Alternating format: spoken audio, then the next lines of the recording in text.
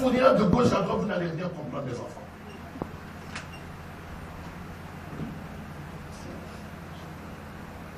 L'homme de l'église, il fait quoi?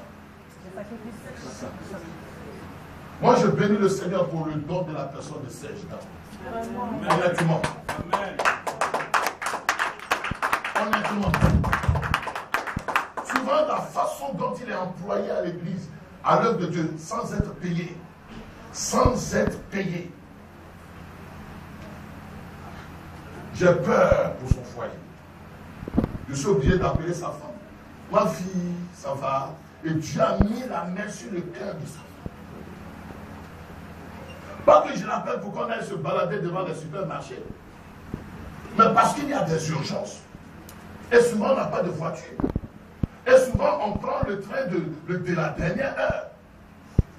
Souvent, même, il arrive à la gare de Saint-Denis, là, et il va marcher à partir de 2 h du matin jusqu'à Épinay. Souvent, nous faisons cela à pied. C'est ce qu'on appelle l'homme de l'église. On regarde la musique. Dans le secret, j'ai d'autres filles qui ne mangent pas pendant 3 jours. Je le sais. Je les appelle, vous êtes où? On est en jeûne, 3 jours secs. Secs. Pas pour leur plaisir, mais pour que ça avance.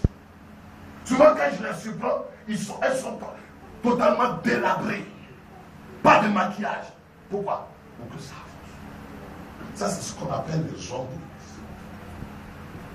de l'église. L'église n'est pas un fonctionnariat. Ce n'est pas un fonctionnariat. Aussi longtemps que nous serons des fonctionnaires, l'église ne marchera pas. Dites amen, amen. Le pastorat n'est pas un fonctionnariat. Aucunement pas. La plus sacrifiée, c'est ma femme dans cette affaire. Parce que je vous dis, ça fait peut-être 3 mois, 4 mois, 6 mois même, je suis en train de dormir au salon, en train de pleurer. Pratiquement, mais je n'ai même pas vu de couple. Pourquoi? Parce que je dis, Seigneur, on aurait pu avancer, on n'avance pas. Ils auraient pu comprendre, ils ne comprennent pas. Je ne me lave pas, je dors. Café noir sur café noir. Mais pourquoi? C'est le sacrifice. Que Dieu te bénisse. Parce que sans sacrifice, rien n'avancera. Ça ne veut pas dire que ceux qui donnent de leur dîme, c'est pour le plaisir du pasteur d'Akoury. Mais moi-même, j'en ai. Il faut le sacrifier sur le budget pour qu'on paye la salle. Pour qu'on se souvienne de ceux qui sont dans quelques besoins. Mais il y a des choses qu'on ne peut pas vous dire pour ne pas humilier certaines personnes. On est obligé de prendre l'argent pour prendre soin. Alors que d'autres, les gros titres viennent sans sacrifice aucun. Ils viennent l'heure à laquelle ils veulent, au moment auquel ils veulent. Et puis l'instant, je suis d'accord que vous veniez comme ça, mais ça n'avancera pas. Dites amen. Dites amen. Amen. Certaines jeunes filles sont obligées de faire des sacrifices conservant leur corps dans la sainteté. Parce que toi étant dans tel département, la vie que tu vas mener, la conduite que tu vas avoir dehors, elle va avoir nécessairement un effet négatif, désagréable sur le témoignage de l'église. Est-ce que vous savez qu'il y a des consentements? Je fais. Moi-même, j'ai raison. Je fais des consentements. Pourquoi? Parce que quand je vais parler, on va dire le pasteur de telle église. Il y a des amitiés avec lesquelles je ne marche pas. Parce que si je marche, c'était toi. Une fois, il y a le poumon. Merci, ma fille. Lève-toi, Dieu. C'était elle. À le poumon. Elle ne veut pas toujours à l'église avec moi. Ma chérie, je marche avec elle. Et quand elle marche avec moi, c'est comme ça, elle m'appelle. Elle m'attrape. C'est la même, hein? La même Natacha. Je ne sais pas si j'ai prêché déjà ça ici. Je marche, on marche là. Et quand on est arrivé vers l'église, merci. Tu te souviens? Je ne sais pas si tu te souviens. Tu te souviens? On est arrivé vers l'église, le pasteur arrive, elle est rentrée, puis j'ai parlé un peu avec quelques-uns, je suis rentré. Ainsi pas l'Éternel, toi la synagogue des eaux, tu es venu pour t'attendre, de lui fier vos yeux, c'est mon enfant.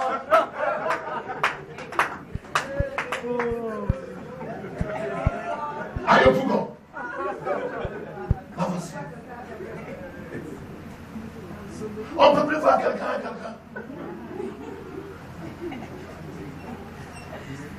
On ne peut plus te voir pâlir.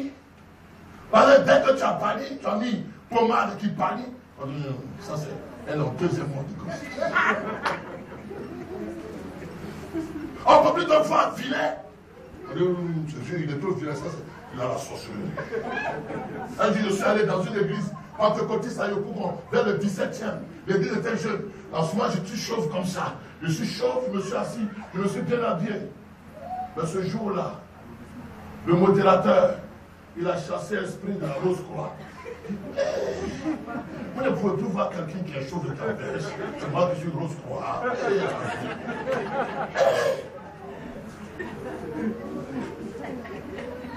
Que Dieu te bénisse ce soir.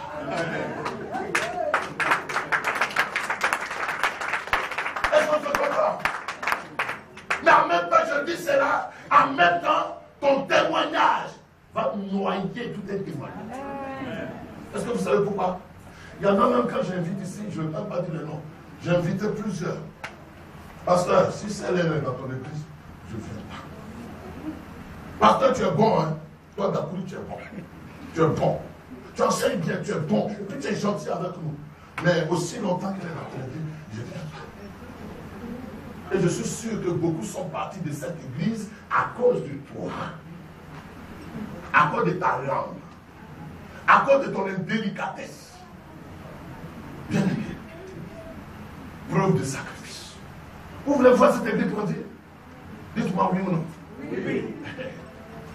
Vous voulez voir le ministère grandir? Oui. Vous voulez qu'on ait une salle comme celle-là? Oui. Amen. Amen. On peut la voir. Ouais, on va y aller tout à l'heure. Mais on peut la voir. Mais ce sont des hommes civilisés. Ce sont des hommes bien. Ce sont des hommes courtois. Ce sont des hommes qui savent respecter l'autre, qui savent dire du bien de l'autre, qui savent élever l'autre. Et Dieu sera avec nous. Amen. On va se lever.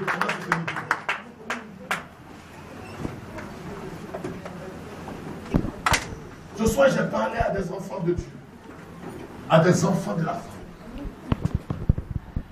Tu vas lever la main et dire au Seigneur,